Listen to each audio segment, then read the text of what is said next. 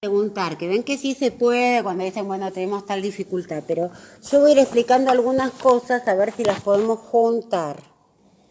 No relacionar, a ver qué relaciones y se buscan como si hubiera que buscar algo extraño, sino cosas que les tienen, no es que ustedes tienen que buscar relacionar, sino que las relaciones les tienen que venir a ustedes, tienen que tener la sensibilidad y la apertura para esto, que les suene. Ay, si estamos mirando división de la sociedad en el siglo XIX, me tiene que venir con la división de la sociedad del siglo XV. Bien. Pero lo que quería decirles es que nosotros estamos viendo en este momento, todo el mundo me escucha o quiere que use el... Se escucha. Bueno, bárbaro, así no uso esto. Entonces, digo, nosotros estamos viendo un proceso que se da en Europa.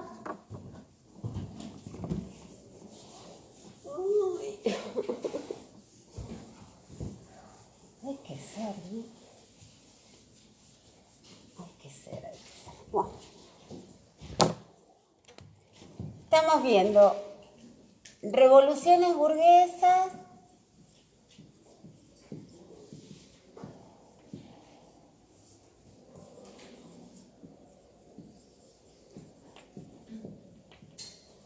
y luchas populares, digamos.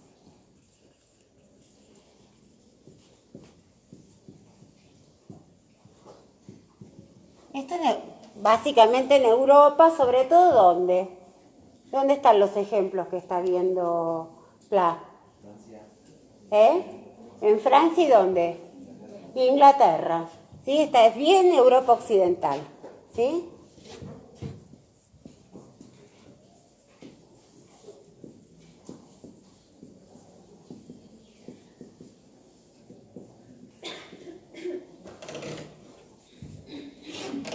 Y después estamos viendo esta creación de diferencias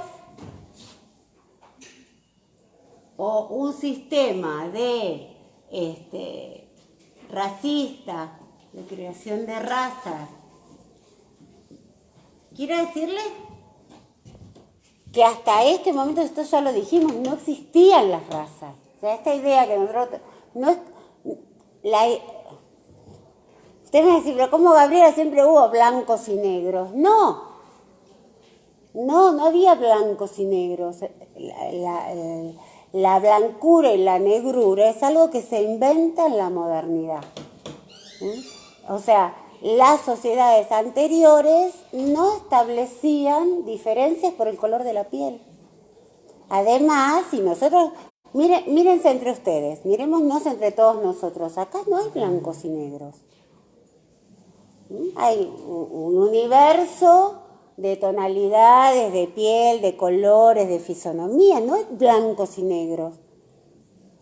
Hay, ¿no? Remeras negras. Esto es negro, ¿sí? Esto es negro y esto es blanco. ¿Qué tiene que ver eso con la piel? Eso es un invento.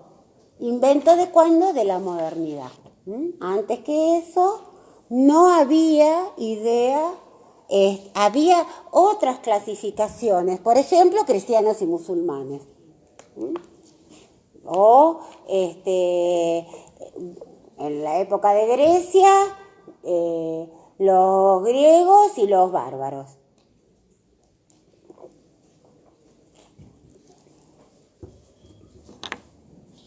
Eso, punto.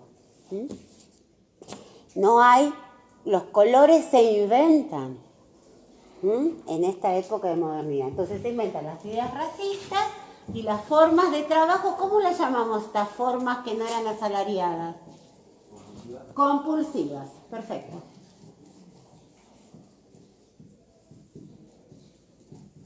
Estas formas compulsivas habían estado en Europa antes. Había habido esclavos y había habido siervos. ¿Sí? En la etapa anterior, en el feudalismo, estaba lleno, por supuesto, esclavos en la época de los griegos, de los romanos, ¿no? ¿No era un gladiador? ¿Sí? ¿Han visto esas películas que están de moda, los gladiadores? ¿Son esclavos? ¿Son negros? No, bueno, hay algunos negros, porque efectivamente se iban de casa en todas las regiones. Hay negros, hay blancos, hay asiáticos. de todos los territorios del Imperio Romano, ¿sí? ¿No había hay una diferencia de color? No. No. Bien, entonces estas formas compulsivas que antes habían estado en Europa por todos lados, que van desapareciendo y van siendo reemplazadas por lo que llaman fuerza de trabajo asalariada, porque tiene un salario, en el resto sí se desarrollan. ¿Con qué argumentos? Con los argumentos entonces de diferencia racial. Por eso en Hobsbawm, ¿cómo les aparece esto? Les aparece, fíjense, porque esto, espero que lo aprecien, no les aparece solo con cómo trabajan, que en realidad todavía no apareció porque tienen un texto que aparece después, creo que en prácticos, ¿no? Los nuevos trabajadores, Iván, ¿es un práctico? Sí, bueno, les va a aparecer después del parcial, como trabajadores en sí. Por ahora les aparece como raza, como conquista, colonización, ¿sí? Y les aparece como tecnología. ¿Y cómo qué más apareció? En las lecturas, por ejemplo, que tenían para hoy. ¿Dónde aparece esta idea de raza también?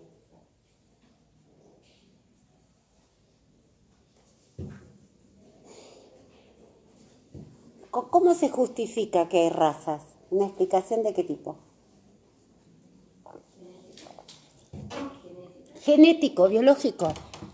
Y tienen un apartadito sobre cómo se desarrollan las ciencias en esta etapa, y una de las cosas que plantea es que una de las ciencias que más se desarrolla es la biología. Y que no se desarrolla, y lo más, como cada cosa, tienen que entenderla en su complejidad. Entonces aparece en la biología.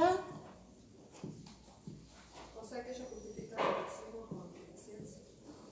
Claro, o sea, construyen, es el concepto de raza, no es un concepto político, no es un concepto cultural, el concepto de raza no es un concepto de la cultura, es un concepto de la biología, de la genética. Son como animales, ¿sí? Ese es el argumento ya más del siglo XVIII al siglo XIX. El problema ya no es que son, por ejemplo, paganos, que no son cristianos, que es un argumento religioso. O que son, como también en la conquista de América, por ejemplo, que no son monógamos, que tienen costumbres bárbaras, digamos, que tienen costumbres salvajes. Es un argumento cultural de la educación, etcétera. Sino que el argumento en el siglo XVIII y sobre todo el siglo XIX es biológico, de la ciencia. ¿Por qué? ¿Qué estudiamos nosotros? ¿Qué está pasando con la religión como explicación? Está puesta en duda, está puesta en cuestión, ha pasado a un segundo lugar. Hay un proceso que se llama como secularización, ¿sí? Entonces, el argumento religioso no va a ser suficiente. Entonces se pasa por otros hasta llegar al argumento científico. ¿Por qué? Porque la ciencia todavía hoy en nuestra sociedad tiene un enorme peso. Uno tiende a pensar que lo que es ciencia es, ¿no? Que lo que dice la ciencia es así. Entonces, efectivamente es un argumento de mucho peso. ¿Cuál es el problema? Que la ciencia también está imbuida en un sistema de dominación. Entonces, si bien es cierto que la ciencia aspira a la verdad, siempre tiene los límites que le plantea a esa sociedad y sobre todo a sus sectores dominantes. Porque como alguien decía,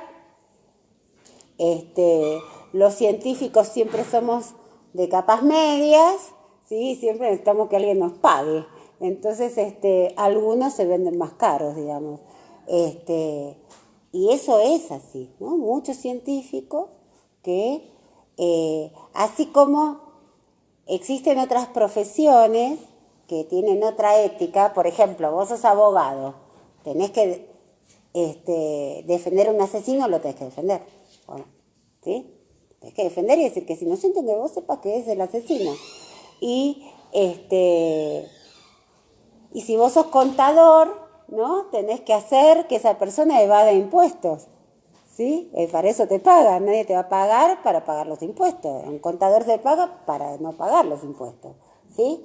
Y eso, de eso viven, digamos. Bueno, hay científicos que parecen los contadores, digamos, que viven vendiendo lo que la sociedad quiere escuchar. Nosotros los vemos en la tele, los politólogos, por ejemplo, ¿no? O Felipe Piña como historiador, ese no es científico, pero hay científicos que dicen lo que quiere el poder. Bueno, acá había muchos científicos que argumentaban cómo argumenta el poder. Con una imagen, además, dice Hoffman, a ver si leyeron un poco. ¿Cuál es la imagen? Él dice que también, ¿qué ciencia, además de la biología, va a ser muy importante de esta época? Está hablando del siglo XIX, ¿no? Hasta la mitad del siglo XIX. Está hablando Hoffman. ¿Cuál va a decir? Esta es la ciencia que va a ser la madre de todas las ciencias, la más importante. ¿Y cuál otra? Filosofía, pero más dice la madre de todas las ciencias. La historia, dice, no le dieron bola. Porque sea por un poco de demagogia, la historia, con la idea de progreso. Esta idea de progreso, y entonces, ¿qué? Denle bolilla, porque la idea de progreso está cuestionada ¿por quién? Al principio de la materia. Otra vez. En Dussel, efectivamente, está cuestionada esta idea de progreso. Vean cómo se engancha una cosa con la otra. Y así van a ser las preguntas, ¿no? Así tienen que tener esta preocupación por ver, no por ver cómo relaciono, sino si me suena, no me tengo... Tenía un compañero que decía, siempre decía, ay Gaby, cada vez que se nos ocurre alguna idea, vamos rápido a hacer otra cosa si nos olvidamos. Porque claro, cuando uno tiene una idea, lo obliga a uno a trabajar, a buscar, a ver qué decía Dussel.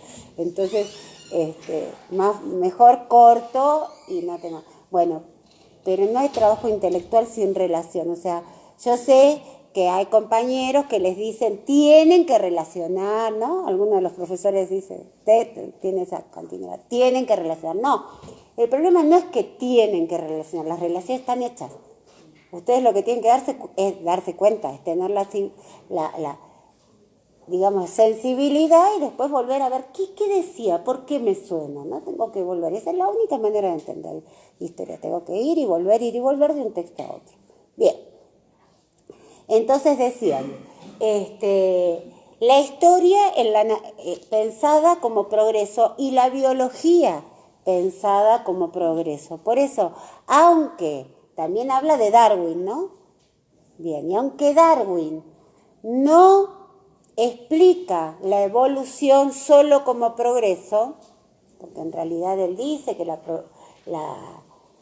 formas de adaptación, no dice ni siquiera esta idea de que se adaptan más fuerte, todo eso es posterior, es bien de esta sociedad racista que dice que el que se adapta es el más fuerte. Él no dice eso, él dice que sobrevive el que se adapta. No dice si es el más fuerte, el más débil. A veces, si no, nosotros no hubiéramos sobrevivido nunca, porque ya sabemos que somos la especie más débil, ¿sí? Por lo tanto, el tema es cómo esa especie se adapta.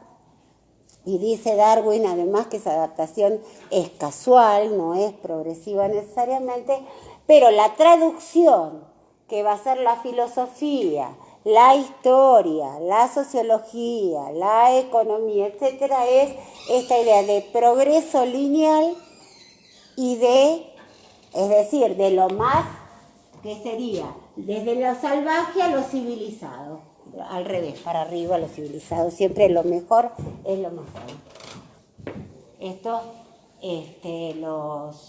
los comunicadores ya lo estarán estudiando, ¿no? Que hay una serie de ideas fijas en la sociedad que para comunicar hay que tener mucha conciencia de eso. Por ejemplo, que si vos querés decir algo que es mejor que otra cosa, lo mejor siempre está arriba, ¿no? Entonces, que se parte de lo salvaje o de lo no civilizado a lo civilizado. Esto, en realidad, esta idea de progreso, en realidad, después no se teoriza así. Habría como dos líneas, digamos. Esto que sería la historia, esta historia que cuentan, que dice Dussel, la historia de Europa, que va de civilización en civilización, de Egipto y Sumer a Grecia, así como dice, o sea, no va de salvajismo a civilización, va de civilización en civilización, una historia de civilización europea, y una historia que va del salvajismo hasta el disciplinamiento como fuerza de trabajo, porque se va a empezar a plantear que por su biología los oscuros no pueden progresar igual que los blancos, sino que siempre tienen que estar trabajando para un blanco para lograr algo de civilización. Por eso cuesta en estas sociedades tanto permitir que tengan derechos políticos. Ustedes piensen en el sur de Estados Unidos, ¿no? Los negros con derechos políticos, más o menos en 1960. Para ustedes será hace muchos siglos, pero yo nací en el año 62, por ejemplo. O sea que cuando yo nací, los negros todavía no votaban en Estados Unidos. Y en realidad cuando nacieron sus padres, o casi incluso, ¿cuánto hace ese voto en Sudáfrica? No hace, más o menos con ustedes, digamos, nació con ustedes los derechos civiles para los negros en África, no en Estados Unidos, ¿no? Porque en Sudáfrica, cuando nos habrán escuchado hablar de Nelson Mandela, ¿no? Como este líder, que rompen el apartheid. ¿Y qué es el apartheid de esto? Que no hay igualdad entre las razas. Porque nosotros ahora nos preocupa, por ejemplo, en nuestro país la discriminación, porque por lo menos somos todos ciudadanos, a nadie se le ocurriría plantear que los oscuros, bueno, a alguien siempre se le ocurre, pero digamos que en general todos entendemos que hay igualdad entre las personas. Entonces, dos sistemas de progreso, ¿no? Y esta idea de progreso. ¿Cuál era el problema? Dice Hobsbawm. Por eso denle bolilla, es un texto precioso los de Hobsbawm. Todos, la verdad que no les damos muchas cosas feas, en general son textos interesantes, donde muestra la complejidad de esa época, donde el desarrollo de la biología lo que muestra es que el mundo es contradictorio, no muestra progreso lineal. Sería absolutamente indemostrable que hay un progreso lineal. ¿Cuál sería el progreso de más chico a más grande? Y bueno, pero los habitantes más grandes del mundo desaparecieron, eran los dinosaurios, ¿no? ¿Cuál sería el progreso de una araña o de una flor, o sea, de más fea, más linda? ¿Cuál sería la idea de progreso? En la naturaleza justamente lo que se ve es que es todo contradictorio, que lo que avanza retrocede, que todo lo que se desarrolla se muere. Entonces, es muy interesante cómo se desarrolla una historia y una biología, pero que no respeta la historia, las leyes de la historia y de la biología, sino que se las estira, digamos, para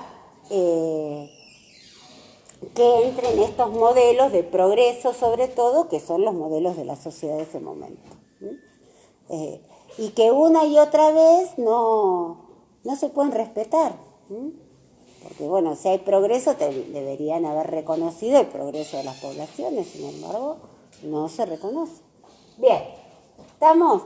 Pero lo que es interesante, además, que vean cómo este mundo separado, el mundo europeo y el mundo extraeuropeo, se va a manejar con reglas que son distintas, y esto es lo que dice Hobsbawm, se desconoce ¿Mm?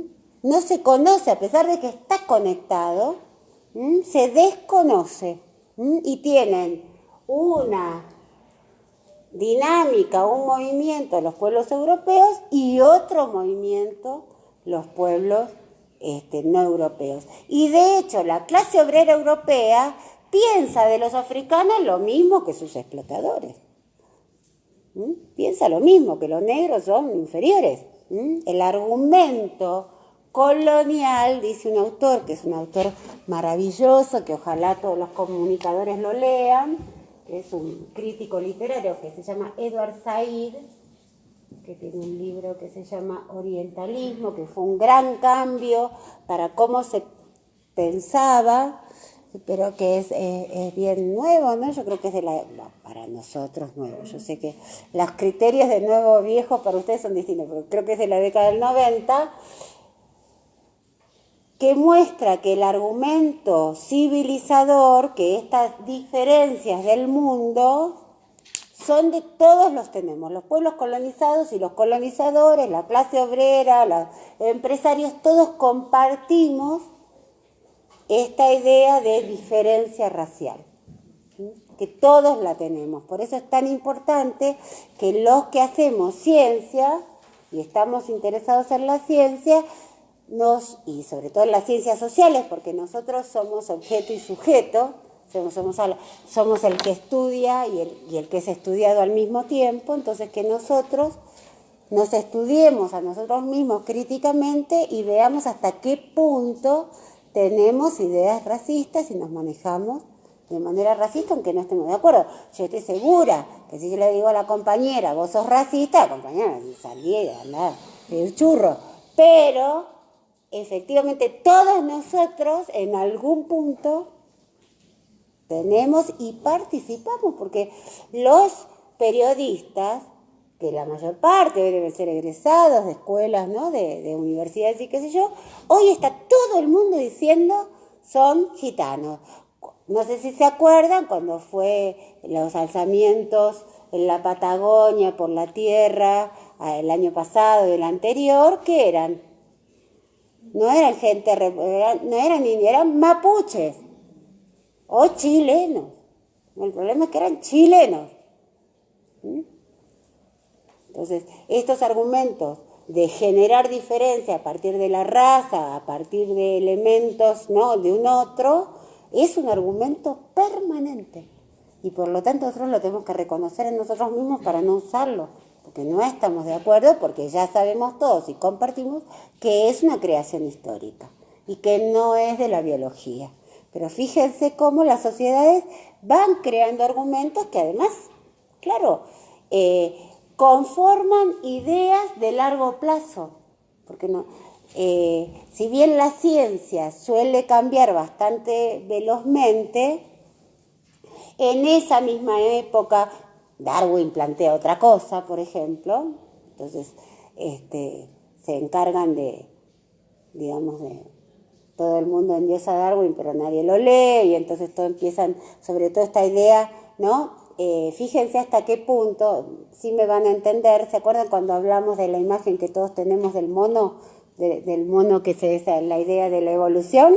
Bueno, ahí tienen la demostración de que no se le da bola a Darwin, porque Darwin no dijo eso. Entonces, esta idea como esta imagen berreta de Darwin, en dos cosas, una evolución del mono al hombre y una que la evolución es la prevalencia del más fuerte, ¿no? Todos tenemos como ese esquema, ¿no? La selección natural se hace por el más fuerte. Y eso de ninguna manera sería así, porque volvemos a decir, no, los humanos no hubiéramos sobrevivido nunca, porque somos los más débiles.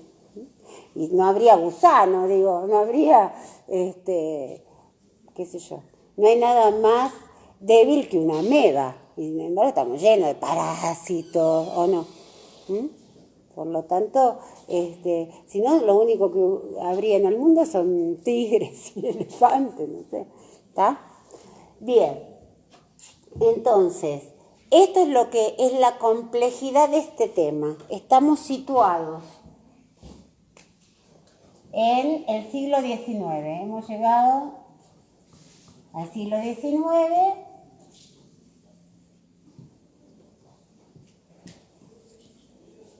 Desde el punto socioeconómico de un mundo en realidad que está dividido. ¿Sí? O que se ve a sí mismo, por supuesto que no está.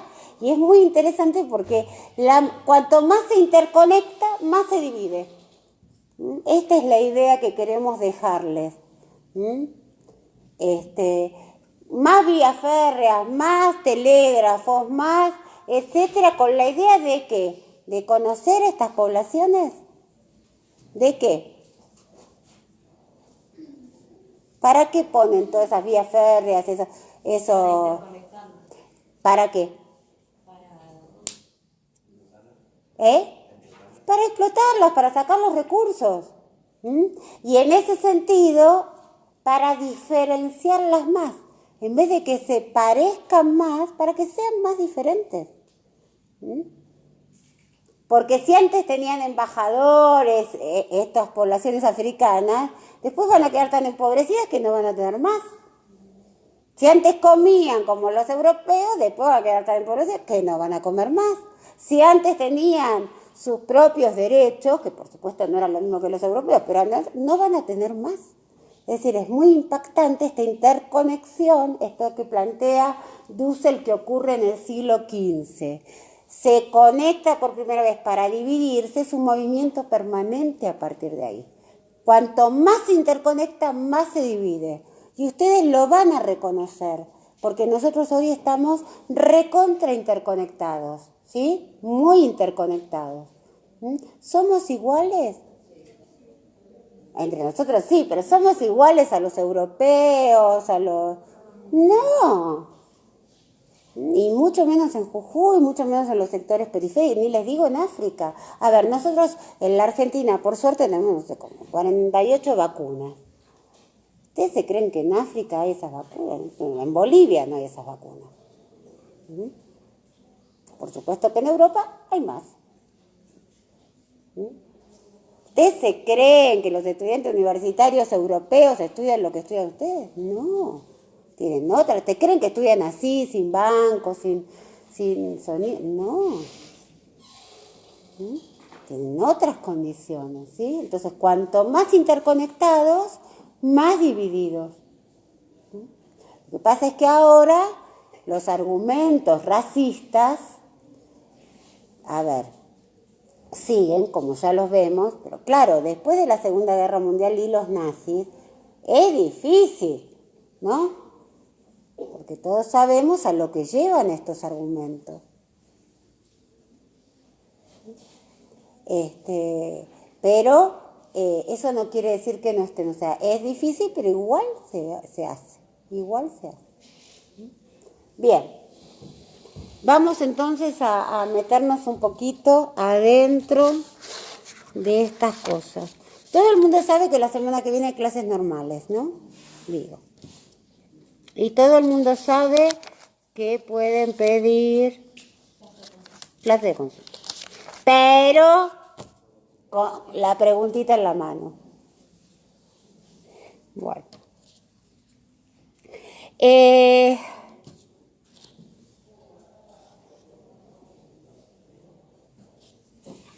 Bueno. Vamos a hacer el esquema entonces. Entonces, el mundo está interconectado cada vez más. Interesante lo de la técnica, porque la tecnología más moderna que se va desarrollando en el siglo XIX, fíjense, porque eso es todo hijo de la revolución industrial, el ferrocarril, los telégrafos, los barcos a vapor, se interconectan, ¿sí?, para extraer las riquezas del mundo. ¿Cómo se extraen las riquezas del mundo? A partir de diferenciar a las poblaciones, ¿no? Bien, hasta ahí estamos. Entonces, interesante lo de la tecnología, digo, porque hoy está endiosada la tecnología. Parece que el mundo se salvara por la tecnología. La tecnología va a hacer que todos seamos ricos, ¿no? Este es el discurso, ¿no? La tecnología, vamos a llevar fibra óptica a la puna, y entonces parece que en la puna no hiciera más frío, hubiera luz. No hay fibra óptica, pero no hay luz, por ejemplo. Pues va a llegar la tecnología a tal lado como si eso fuera una cosa en sí misma. Por supuesto que la tecnología es una cosa muy importante y resuelve muchos problemas a los que se les resuelve. Para otros puede que empeore, como fue el desarrollo de la tecnología en este momento, sí. Decir somos todos iguales, pero en la práctica no somos todos, nos tratan iguales, no tenemos los mismos derechos, ya no se cumplen, ¿no? Y lo mismo que pasa en la escuela, porque yo soy de Recampa, no vivo allá, pero estoy en contacto con familia. Te dicen te dan wifi en escuelas en donde no hay señal, Sí. por ejemplo, están en tu cerro y solamente te comunicas a través de una cabina telefónica. Bueno, ahora hay DirecTV, pero no tenés para comer. Claro, efectivamente. No, y además que esa tecnología llega en general para sacarte. Por ejemplo, ¿por qué está llegando el gobierno? Porque las mineras necesitan, ¿no? Esa tecnología. Si no, no te hacen un camino, te hacen una ruta, ¿no? Bien. Entonces, este mundo que está interconectado, progresivamente más interconectado, pero crecientemente más dividido. En Europa, esto, fíjense, lo que ocurre es que va a haber hombres nuevos. Iba a decir en Europa, pero hay en todos, hombres. Esta es una época, no.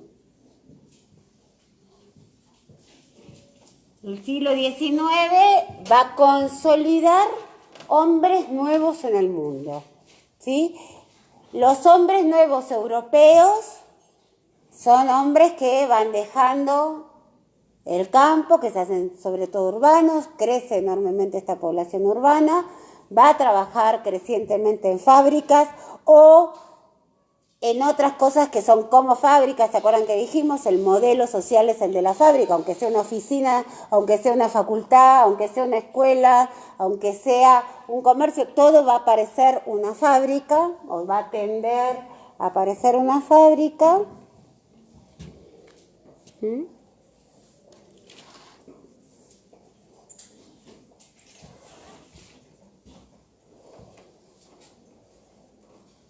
Va a haber una organización, hasta las casas van a aparecer fábricas, aparece un manejo del tiempo. Bien. Desde el punto de vista social, eso genera conflicto. Así como dijimos, bueno, tienen que ser sensibles a las relaciones, tienen que ser sensibles a los conflictos. Ninguna historia es un desarrollo o un progreso. Entonces tienen que ver cómo son socialmente esos conflictos. ¿Cómo son los conflictos en Europa? ¿Qué tipos de conflictos hay en el siglo XIX?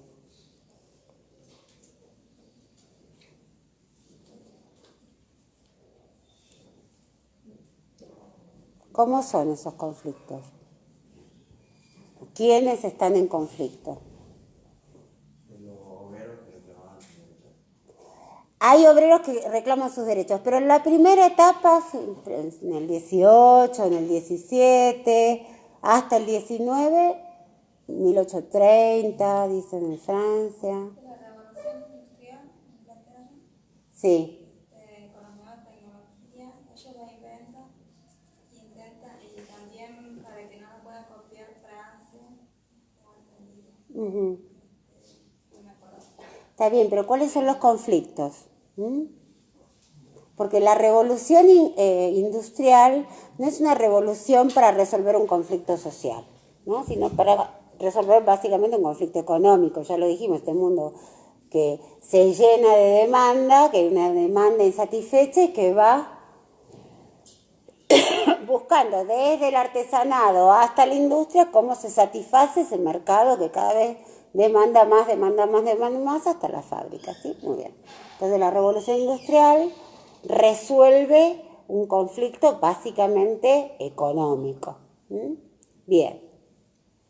Pero ¿cuáles son los conflictos sociales de esta época? No solo son obreros, van a empezar a ser obreros, pero esos obreros, ¿de dónde salen? Esos conflictos obreros, ¿de qué se diferencian? ¿De conflictos por qué cosa? Por los derechos. Está bien, pero ustedes dicen los derechos. Por las manos de obra. ¿Qué quiere decir eso? Cuando se toman a los africanos como mano de obra, como así decirlo, barato, que no le pagaban lo que era, o sea, el excedente quedaba. Pero a que no sé, estamos hablando de los obreros europeos. ¿Cómo entran los africanos? Por la venta. Claro, por la venta. O sea, los mismos africanos vendían a La venta de los esclavos. ¿Y eso qué tiene que ver con los obreros europeos? ¿No lo exportaban? ¿Exportaban? No, la verdad que no entiendo cómo es la confusión. A ver, ¿dónde van los obreros, los esclavos africanos? ¿A dónde trabajan? ¿A dónde trabajan los obreros africanos? En América. No, digo, no es perdón. A ver, es una luz roja grande para vos. Es una confusión que no pueden tener en ningún momento, porque ustedes tienen que pensar, para eso tienen los PowerPoint, digamos, donde tienen imágenes. Fíjense cómo es el tipo de trabajo que trabajan los europeos y el tipo de trabajo que hacen los africanos. Son ambientes absolutamente distintos. Incluso donde empieza a haber fábricas, por ejemplo, de Estados Unidos o en México, que empieza a haber fábricas en América, ahí no trabajan los africanos. No hay manera que trabaje un esclavo en una fábrica. ¿Por qué? Un esclavo, ¿qué va a hacer con su herramienta en general? No entiendo, fuerza, no, pero también la usan, pero ¿qué va a tratar de hacer con su herramienta? Un esclavo que trabaja obligado, ¿va a tratar de trabajar más o trabajar menos? Menos. Por lo tanto, con una máquina, ¿qué haría un esclavo? ¿Qué? No, está bien, pero ¿qué hace? Si vos le pones a trabajar en una máquina, ¿qué va a hacer? Va a hacer que no funcione, la va a romper. La mano de obra esclava jamás puede trabajar con herramientas complejas, no por su raza, sino por su interés. A ver, esto cualquiera, si vos no te pagan, vos no vas a tratar de descomponer la máquina, ¿o no? Es así. Solo querés trabajar si tenés algún interés de ganar plata, si no, no vas a trabajar.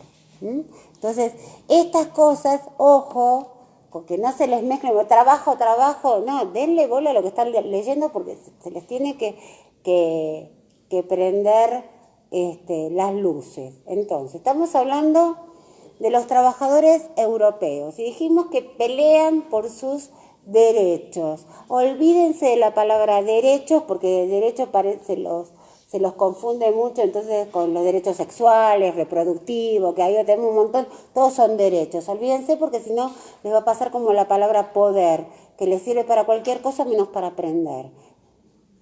Los trabajadores tienen reivindicaciones. Reivindicaciones. El concepto es reivindicaciones.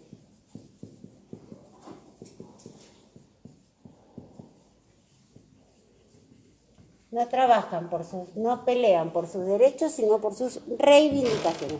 Las reivindicaciones son derechos, pero como derecho es todo, a ustedes les sirve para no aprender.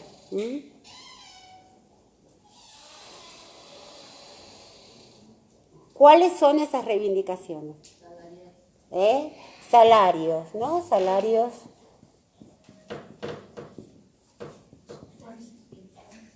En una parte yo leí que decía que vendían su fuerza. Sí, es por un salario. Así trabajamos todos. A vos te impactó porque no se te había ocurrido, ¿sí? Nosotros todos vendemos nuestra fuerza de trabajo. Cuando nosotros decimos, bueno, me pagan a mí, me pagan un salario, ¿sí? ¿Qué quiere decir que me pagan un salario? Es el precio de mi fuerza de trabajo. Inclusive eso estaba en la definición del Ministerio de Trabajo. Eso estaba, pero por supuesto, porque eso es lo que uno hace, no se vende uno mismo. A mí, con mi sueldo no me pagan a mí, me pagan mi fuerza de trabajo. ¿Sí? Todo el mundo que trabaja en el capitalismo le pagan su fuerza de trabajo. ¿Por qué se le pone nombre a eso? Porque en las sociedades agrarias, ¿no? ¿Cómo era? ¿Cómo? Trabajaban de corrido, digamos, porque tenían en cuenta la temporada y... ¿Pero para quién trabajan? ¿Eh? ¿Para quién trabajan? ¿Eh? No, el poder, olvídense la palabra, por favor, la palabra derechos y la palabra poder, por favor, olvídensela, porque la usan para cualquier cosa. ¿Qué producen? ¿Qué producen los de la tierra antes de la época capitalista? ¿Para quiénes?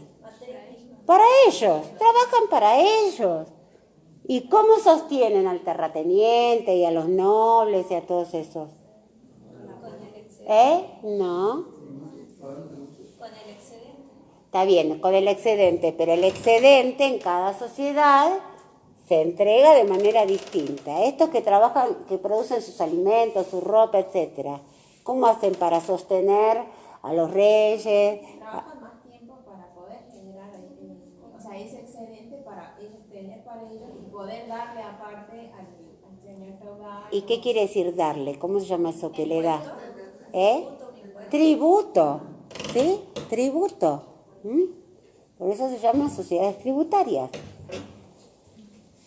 Entonces, ¿venden su fuerza de trabajo? No, nadie les compra la fuerza de trabajo, sino que ellos trabajan para sí y entregan un tributo. Miren la cara. ¿Para qué están leyendo Wolf? Eso. Dijimos, tienen que diferenciar sociedades.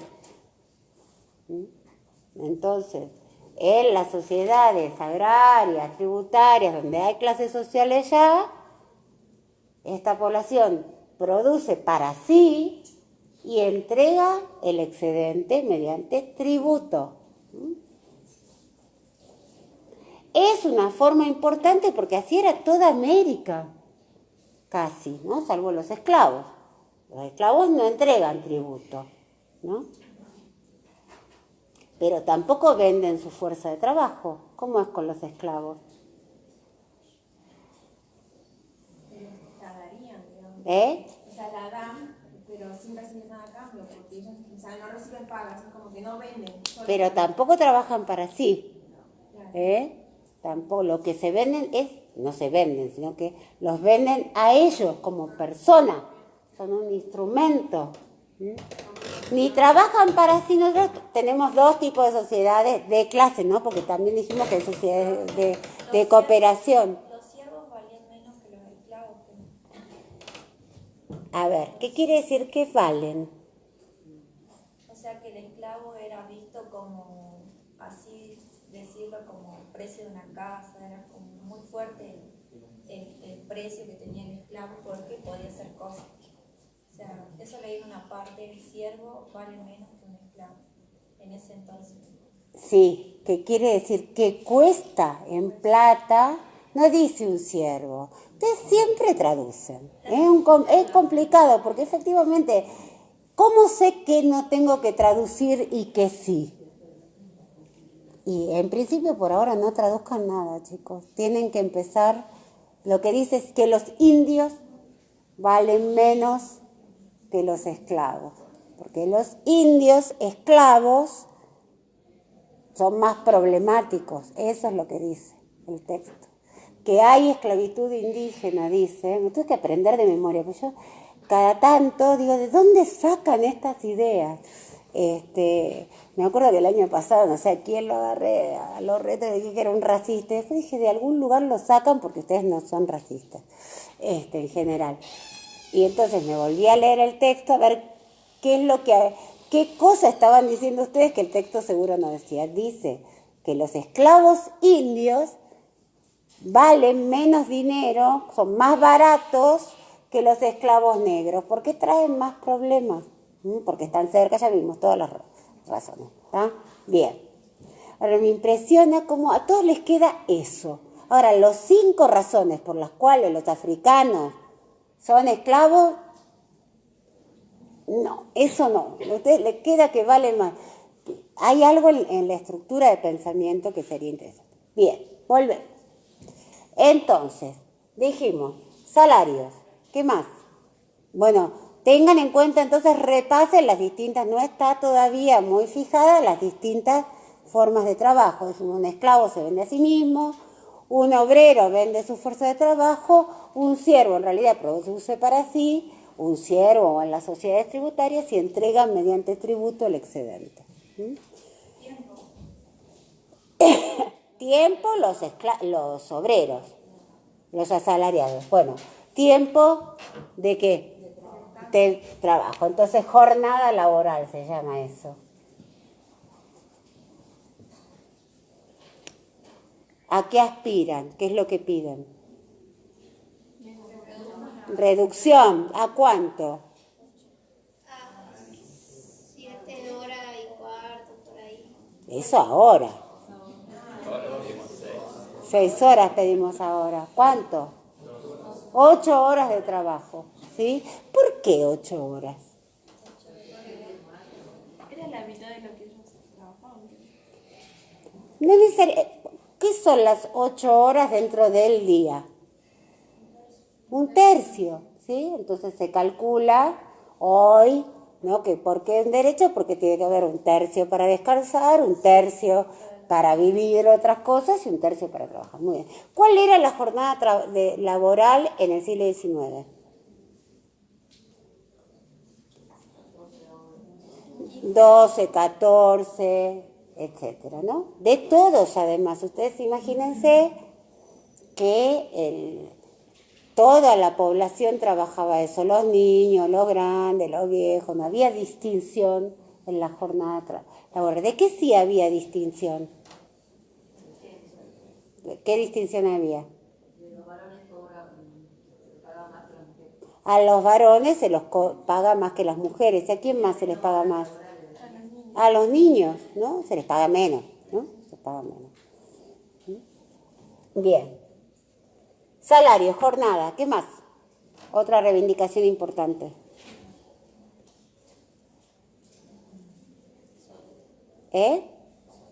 No te escucho, ¿qué? Bueno, en esa época no se pide salud, pero ¿qué sería hoy? Sería interesante que en vez de inventar lean, ¿no? Condiciones de trabajo, condiciones saludables de trabajo, condiciones de trabajo. Trabajan oscura, ¿qué más está dentro de esto?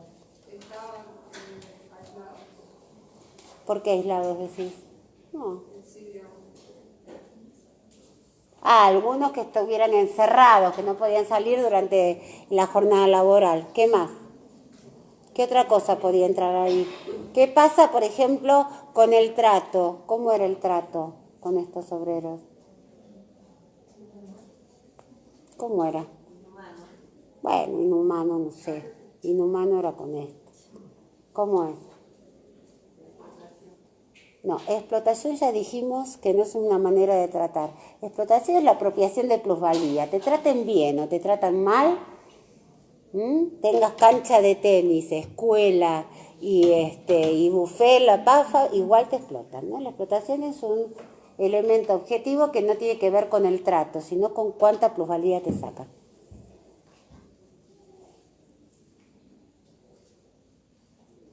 ¿Qué pasaba si llegaban tarde, si se les rompía algo? Tenían multa, ¿sí? No, eso también es una condición de trabajo, no tener multas. Entonces, las condiciones de trabajo. ¿Y cuál otra? ¿Qué otra reivindicación tienen?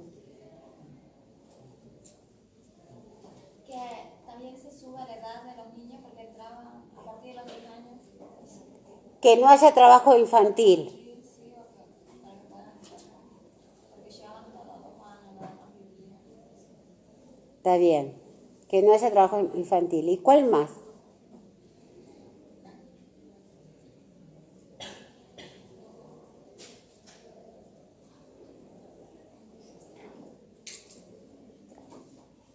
Ni empezamos. ¿Cuál más? ¿Eh?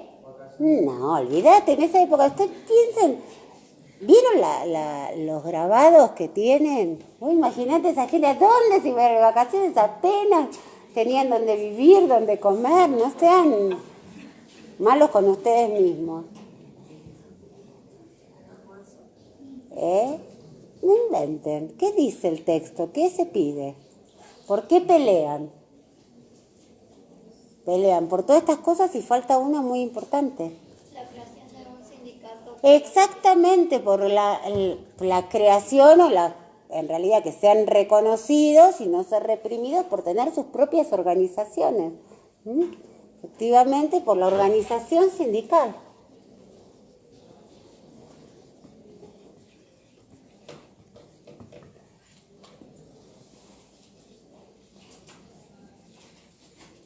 Bueno, estas son las reivindicaciones que en los temas dice reivindicaciones gremiales y de la clase obrera, ¿sí? ¿Cuáles serían las reivindicaciones democráticas? ¿A qué se refiere con reivindicaciones democráticas? ¿Cuáles serían las luchas por reivindicaciones democráticas?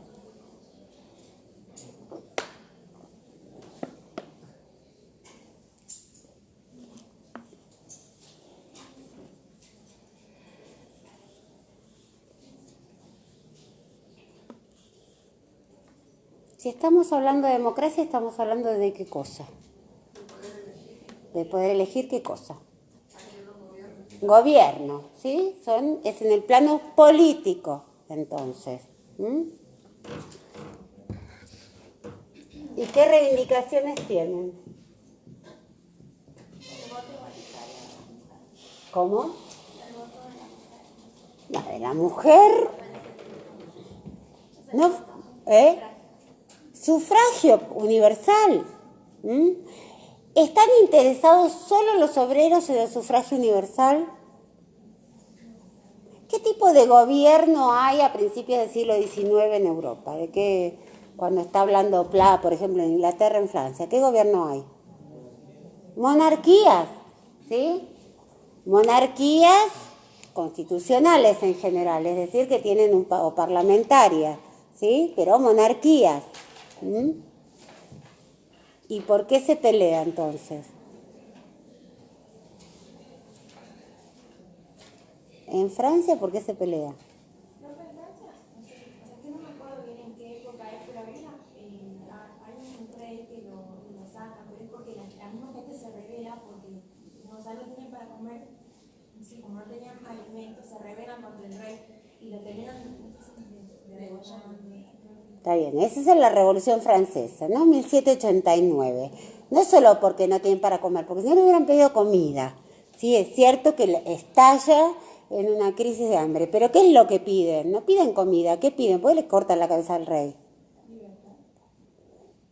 También la palabra libertad, olvídensela. No vamos a olvidar de la palabra poder, de la palabra libertad y de la palabra derechos, ¿sí? Porque si no, es una especie de masa que no sabemos. ¿Qué es lo que piden en concreto? ¿Y qué es democracia?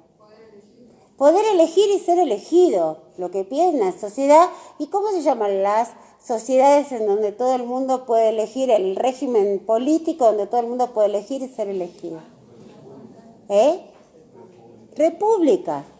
¿sí? En el caso de Francia, repúblicas, en el caso de Inglaterra, por lo menos la ampliación del sufragio, ¿no? Se plantea, aunque hay una revolución republicana en Inglaterra en el siglo XVII, en 1638, pero después se llega a esta solución intermedia de una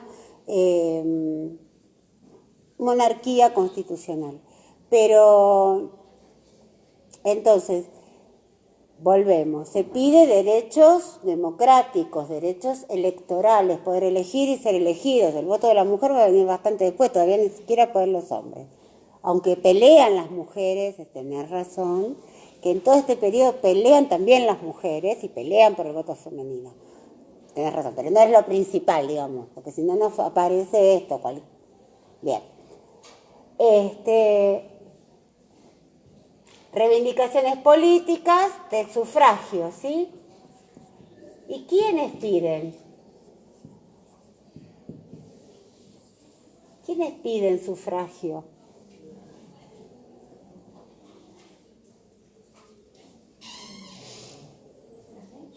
Sí, la gente. Está muy bien. No, está bien, la gente, muy bien. Ahí están los obreros. ¿Están solo los obreros?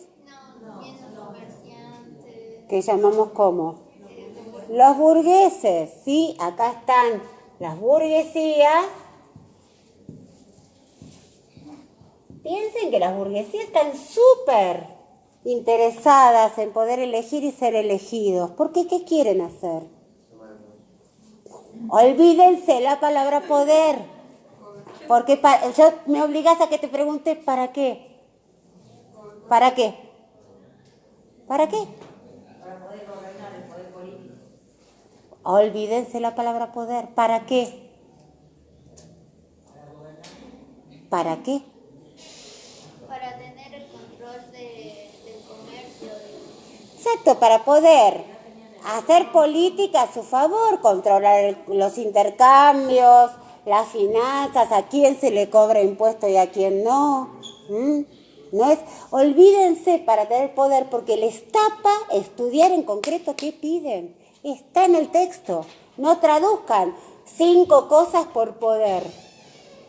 Fíjense, 1, 2, 3, 4, y si le ponen la edad de los menores, 5. Todo eso ustedes decían por sus derechos. Empobrecen. También, y la burguesía también, todos pelean por sus derechos, ¿sí? O por el poder, ¿se entiende? Nosotros tenemos que conocer más, no conocer menos. Si el texto da 5 reivindicaciones, tenemos que conocerlas, porque para eso vienen acá, por el poder y los derechos ya lo tenían en la casa. Está, bueno, estamos en hora. Wow, tremendamente en hora. El martes repasamos. O sea, yo doy por concluido hoy todos los temas que entran para el parcial. El martes vienen, hacemos una clase de consulta, digamos, pero para todos. Es decir, traen ustedes las consultas y traten de traerlas en función de los temas que no puedan resolver de las clases, ¿sí? No entiendo cómo las diferencias entre las épocas de expansión. No entiendo el impacto de la nueva tecnología. Así, ¿está? Bueno.